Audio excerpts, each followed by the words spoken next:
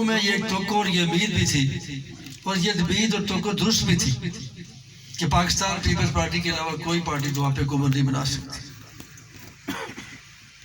लेकिन जब लोगों की छोटी छोटी ख्वाहिशें हों,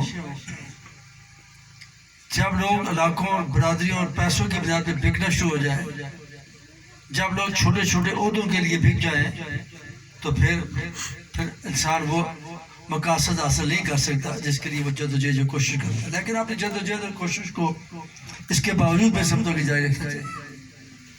चौधरी रशीद साहब छोटी सी बात के लिए, शायद उसके दिल में ये बात थी कि शायद पीपल्स पार्टी कामयाब नहीं होगी, वो यहाँ से हमसे पाके पीटीआई में। अगर वो यहाँ पे होता,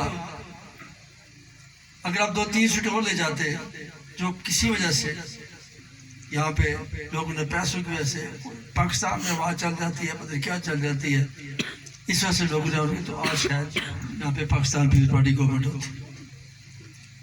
और इंशाअल्लाह ताला मैं आपको यकीन दिलाता हूँ कि बहुत जल्दी यहाँ पे पाकिस्तान पीपल्स पार्टी गवर्नमेंट दोबारा बनेगी। और ये गवर्नमेंट चलने वाली नहीं है जो यहाँ पे मौजूद है। 100 दिन से ज्यादा, 3 माह से ज्यादा वक्त ऊपर हो चुका है कि इस गवर्नमेंट की कोई सिमत ही नहीं सामने आ रही।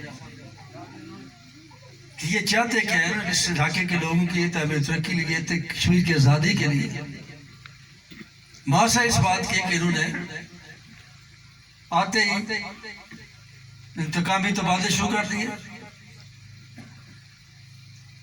अपने रिश्तेदारों को भर्ती करना शुरू कर दिया, और मुजफ्फराबाद के अंदर वो मेरे ख्याल में 100 दिन के अंदर 10 दिन में नहीं बैठे, और ना इन्होंने कोई ऐसा मंसूबा, और जो पिछले मंसूबे चल रहे थे उनको बंद कर दिया और नया मंसूबा चल को नहीं रहा। नतीजा ये होगा कि ये हुकूमत जो है ये जून के तक ये 10-12 रुपये जो लैप्स करेगी। तो ये हुकूमत मुझे नहीं लगता कि 2-3 माह से ज्यादा और निकालेगी, ये बहुत जल्द ये इसका बोरिया विषय ये खुद ही कर देगी। बेशुमार ग्रुप्स बने हुए, जो प्राइम मिनिस्टर में उसका अपना ग्रुप है, जो सुल्तान महमूद साहब उनका अपना ग्रुप है, जो तनवीर रियासी उसका अपना, और भी छोटे छोटे बीच में ग्रुप है, और एक दूसरे के साथ मेल ताल नहीं है। आज प्रेसिडेंट गया नीला वैली में, कल प्राइम मिनिस्टर जा नीला वैली में, परसों सीनियर मिनिस्टर जा नीला वैली में। ये हुकूमतें इस तरह नहीं चलती, मैं आपको सच्ची बात। लेकिन आपके मैं एक बात बताना चाहता हूँ, आपने समझा कि मैं इस बेखिलाफ बन गया हूँ, मेरे पास प्राइम मिनिस्टर के हिसाब से, ऐसी कोई बात नहीं। मुझे एक ऑफिस मिल गया है, वहाँ पे एक और लोगों को बात पैदा की, ऑफिस है सरकारी ऑफिस है, इसको कुछ सरकारी काम ज्यादा मिल गया होगा, ऐसी भी कोई बात नहीं। गुजारिश तो ये है, आपकी बातें सारी दुष्कारी सारी, आप मेरे साथ आके बैठ जाए, मैं आपको जो फंड आएगा, जो सड़क आएगी, मैं आपको दूंगा, पूरा हल्का भी आपको दे दूंगा। उसमें अगर 5 किलोमीटर चंदेरे में लगते इसी को लगा दे, मुझे कोई एतराज। ये भी आप देखें, ये बात आप मुझे नहीं समझ आती कि आप ये एक अल्फाज को जो हर बंदे के मुंह पे आते, वो नहीं हमारी औरतें जो वो ये हो गया, हमारे सरों पे घड़ा नहीं उतर सकता, हम सड़क पे पहुंच नहीं सकते। जब यहाँ पे सड़कें नहीं थी तभी हम लोग चलते थे, तब भी हमारे यहाँ कोई इतना बड़ा कोई अस्पताल नहीं था, ना डिलीवरी केसेस जाके बोरिया उधर होते, यहाँ पे होते सारे काम नहीं। अल्लाह का बड़ा करम है कि आपकी रोड्स इसी पीपल्स पार्टी के दौर में, वहां से हमने यहाँ पे आपको बड़ी खिदमत दी थी, उसका तो आप जिक्र नहीं करती। ये आर साहब बैठे हुए यहाँ पे, ये ऊपर चंदेरे से नीचे तक, मैं खुद इस रोड पे यहाँ से एक बड़ी खिदमत से वहाँ पे एक इलेक्शन कैंपेन में ये, अब आप रोड को मेंटेन ना करें तो उसका फिर मेरा तो कोई हल नहीं। आज मैं मुतालबा हो गया जी शेर साहब इधर से के नीचे इसे हो जाए, मैं तो इधर से निकालना चाहता था, मुझे ये सूट करता, लेकिन ये रोड बनी होती है, आपने खुद उसको खराब किया, तो उसको मैं कैसे ठीक करूँगा। मैं जब 1990 में बिस्तर बना, गवर्नमेंट बनी हमारी मुझे नहीं पता 10 या 7 किलोमीटर 10 कुल्ली के था। ये कितनी रोड बनती है चिराड़े से याद है? 12 किलोमीटर 12 कुल्ली मैंने लगा के दिया। उन्होंने कहा नहीं ये झूठ है। जब इनके बंदे लगने शुरू हुए तो फिर कहा हाँ ये तो बात सच। उन्हीं कुली वही कुली जो 12 पीपल्स पार्टी के दौर में मैंने लगा के आपको दिया। बॉडी खिले मार तक दी, नहीं कचीरी तक दी। आज भी वो यहाँ पे कायम हो। और आपने जो तरफा वोट मेरे खिलाफ डाली, कचीली वालों ने, जलो वालों ने, नंदन वालों सब।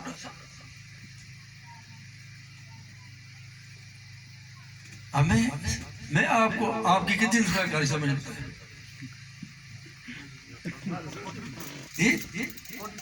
42,000।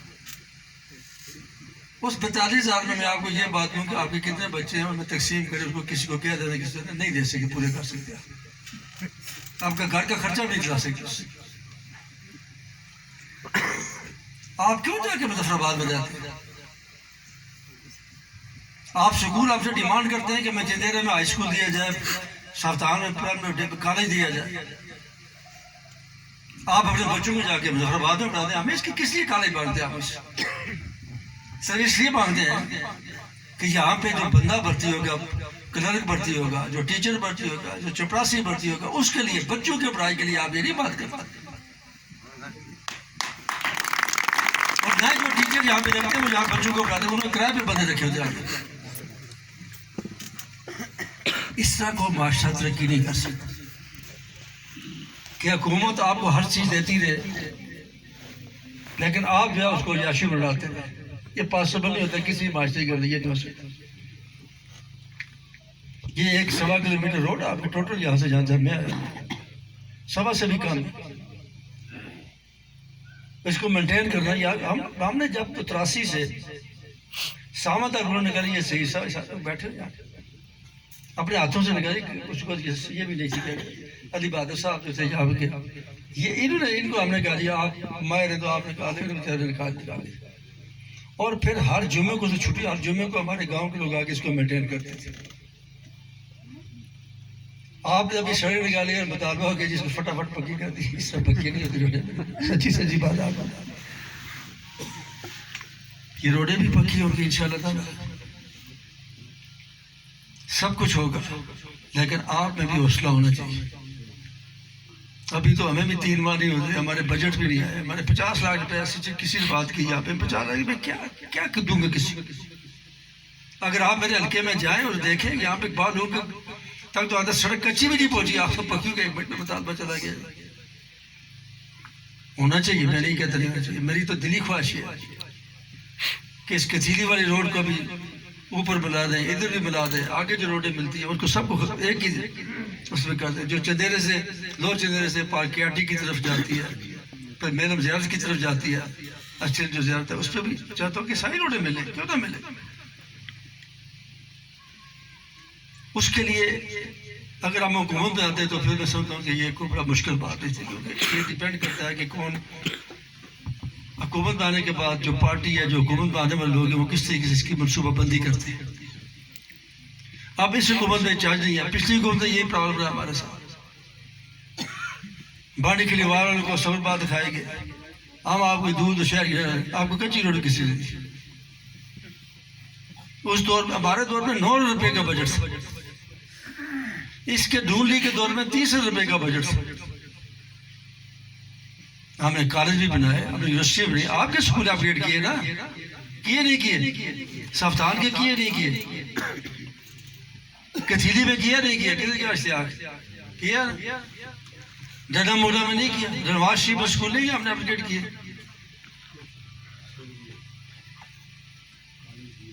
और कॉलेज दिए, मेडिकल का। आज आपके लड़के मेडिकल, आज चलते ना कि लड़के मेडिकल कॉलेज से वो पास होके गए नहीं किए?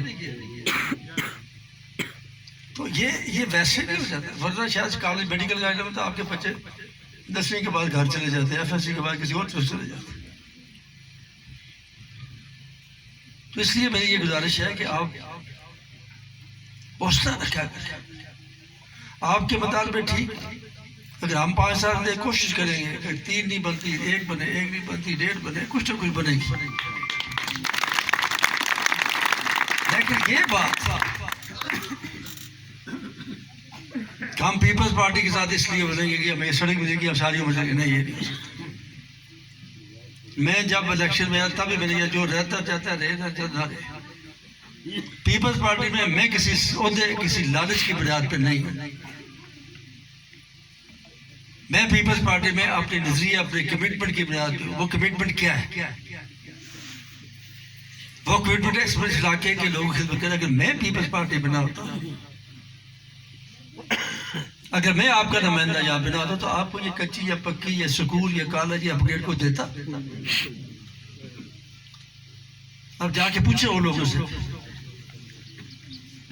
मैं उस दिन एक दफा ये राजा आसिफ अली हमारी पार्टी के साथ बाद में छोड़ के पिछले से उसकी डेथ हो गया। हम धीर कोट के नीचे रगले से नीचे गए तो मुझे पता है कि मैं कैसे जीप को लेकर वहां तक पहुंचा।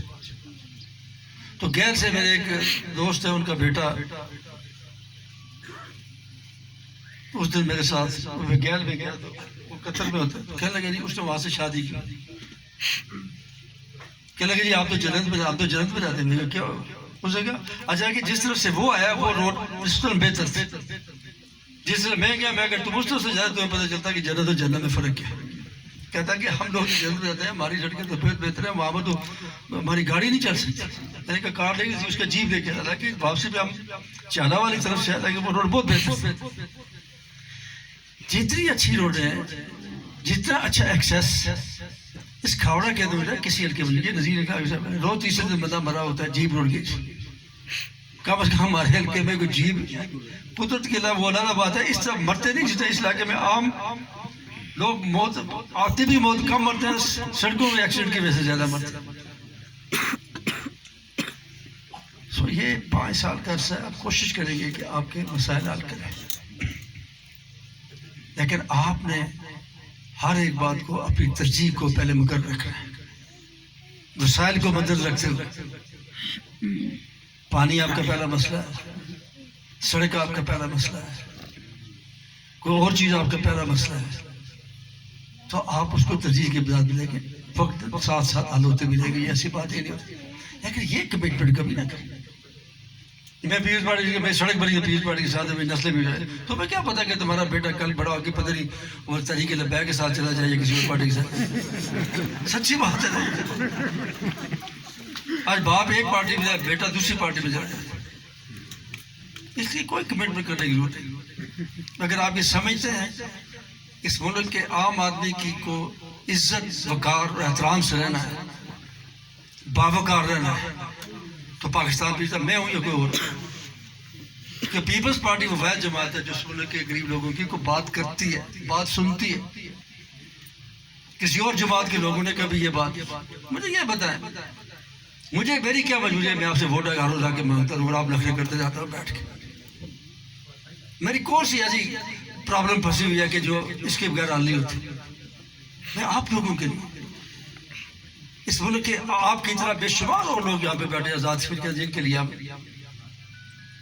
अल्लाह ताला की वजह उनकी आवाज बनते हैं, असम्बली में आवाज उठाते हैं, किसी और जगह पे आवाज। जुकाली भुट्टो को क्या मुसीबत बनी हुई थी? अगर नवाज शरीफ माफीनामा लिख दे के बाहर जा सकता तो जुकाली भुट्टो भी बाहर जा सकता। अगर मोहतरम बेनजीर भुट्टो बाहर रह जाती तो उनको भी शहीद न किया जाता। क्या उनके पास दौलत की कमी थी? क्या उनके पास किसी पैसे की कमी थी? क्या उनके पास शोहरत की कमी थी? जो प्राइम मिनिस्टर थी, उसका बाप प्राइम मिनिस्टर, उसका दादा प्राइम मिनिस्टर। क्या उसके पास इल्म की कमी थी? वो क्यों फिर अपनी जान देगा किसी का? क्या उनके कमिटमेंट इस मुल्क के आम आदमी के लिए थी, जिसके लिए जुल्फ़िकार भुट्टो ने पाकिस्तान पीपल्स पार्टी का क्या अमल बनाया? भुट्टो ने कहा आज आपके टीने चलते, 70 से पहले ये टीने थी, कोई बता दे मुझे खड़ा। भुट्टो ने आप लोगों को बाहर भेजा, पासपोर्ट आजाद किया, मिडिल ईस्ट के, यूरोप के, अमेरिका का लोग। आज बहुत कम आपको नजर आएगा कि वे कच्ची छत। कोई भी सियासी जमात जब भुट्टो ने कहा कि रोटी कपड़े मकान की बात की, रोटियां पका के कोई नहीं देता किसी को, न कपड़ा सी के उसको सूट देता है, ना ही मकान की ईंटें लगा के देता है, बल्कि वो वसाइल ऐसे पैदा करता है कि लोग कपड़ा भी खरीद सके, रोटी भी ले सके और मकान भी बना सके, जो सुकाली भुट्टो ने दिया। आज आप नीलम वैली के ताबाट में जाए, कोटा के आखिरी कोने बेड़ी में जाए, लीपे के कोने में जाए, वहां आपको फ्रिज मिलेगा, वहां आपको बिजली मिलेगी, वहां आपको पक्का मकान मिलेगा। आपको नहीं पता कि हमारे ये जो बड़े बड़े बैठे पूरे लगाते नहीं लगाते थे बड़े लोग, और जो ये जो कपड़े इस तरह को नहीं लगाता था, जनू लगाते, पता था आपको जनू क्या होता है? कि ये सलवारें काम कर करके लोगों की घिस जाती थी, तो लोग घर में पैसे इतने होते हैं कि वो नीचे से ताज़ा और ऊपर से। आज कौन बंदा है जनू लगा के बैठता है? आज कौन है जो पूरे लगा के बैठता है? ये सब अल्लाह का करम है, काले भुट्टो की वजह से। ना शुक्रिया रब की बड़ी बुरी बात है। जो मिल जाए उसके शुक्र करो, जो नहीं मिलता उस पर सब्र करो। इंशाअल्लाह ताला आपके एतबार है मसाइल हल होगा। आप ये कोशिश करें, ये जो रोड मुझे नहीं पता उसकी क्या हालत है, तुम्हारे घर से जाती नहीं, कुछ थोड़ी ट्रैक है खत्म हो गया, उसको यही ले के जाए, मशीन आप ले जाए, मैं उसको उसके पैसे में आपको देता हूँ। बाकी बातें जो जो वक्त है, जो सड़कें आएंगी उसको भी देंगे। पानी का जो इशू है, मैंने आपका बंदा रखा हुआ अपने साथ पीकर, मुझे आपको बताना नहीं करिए, आप किसको बताना जी, आप सब लोगों का ये नुमाइंदा है। तो मैं आपका फिर शुक्रिया अदा करता हूँ, और इकबाल साहब आपका भी शुक्रिया अदा करता हूँ, तमाम लोगों का जो यहाँ पे मौजूद हैं, जो यहाँ पे मौजूद नहीं है, जिन्होंने इस कार खैर में हिस्सा लिया, ज़ाब्तार के तमाम दोस्तों का, तमाम लोगों का शुक्रिया अदा करता हूँ, और यहाँ के जो लोग हैं इनका भी शुक्रिया अदा करता हूँ। सब ने तावन किया। तो मैं इसके साथ आपसे एक बार फिर आज़ाद साहब यहाँ पे बैठे हैं, इनका भी शुक्रिया अदा करता कि उन्होंने बीमारी के बावजूद वहाँ से यहाँ तक तशरीफ लाए, और मेरी किसी से कोई गिला नहीं है मेरी वजह से। जिसने वोट दिया उससे भी अच्छा किया, जिसने नहीं दिया उससे और अच्छा। आस्ता आस्ता लोगों को पता चल जाएगा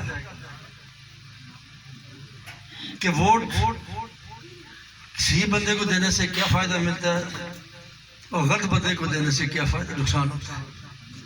आपकी नस्लें, आप 5 साल जिसने मुझे वोट नहीं दिया ना इकबाल साहब, ये आप हैं, अब शुगर कच्ची निकली होती तो आज पक्की हो जाती। आप कच्ची है, अभी निकाली है तो अगले 5 साल में पक्की होगी। फिर ये मैं राज साहब आपका भी शुक्रिया अदा करता हूँ, सब दोस्तों ने, अजीज साहब का, सबका, साहब का, सब बहुत शुक्रिया, बहुत मेहरबानी।